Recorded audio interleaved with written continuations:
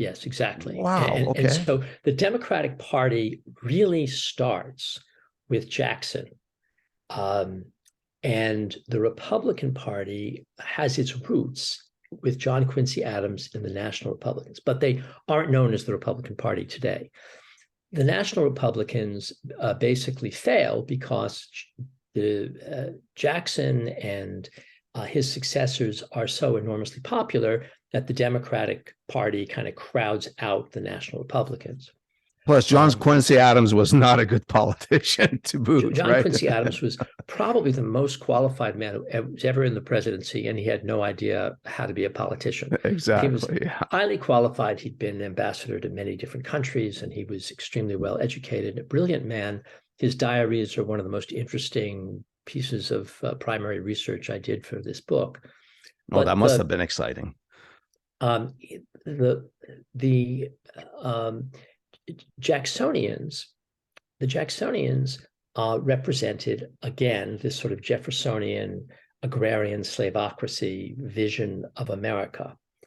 The National Republicans eventually merge with several other splinter groups to form the Whigs. And the Whigs take the name Whigs in opposition to Jackson. So the idea of the Whigs in Britain was they were the loyal opposition to the Tories. And the Whigs then are formed in opposition to Jackson, but the Whigs really have nothing in common with each other. The Whigs of Britain and the Whigs of America at that point. No, the Whigs in America, the coalition of groups that within themselves, they have nothing in common. Yes. So there are people who are Southern Whigs who are pro-slavery. There are Northern Whigs who are anti-slavery. There are people who are pro-infrastructure, people who are pro-immigration, anti-immigration. It was all over. It was just like the one thing they had in common was they all hated what Andrew Jackson represented, which was basically a populist autocrat.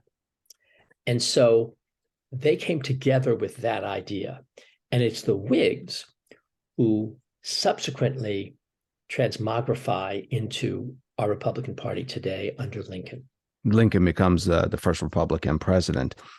In your book, which we'll get into in more detail in a moment, Professor Paul, you state that the formation of the Whig Party, quote, was the beginning of political maturity, or perhaps the loss of innocence.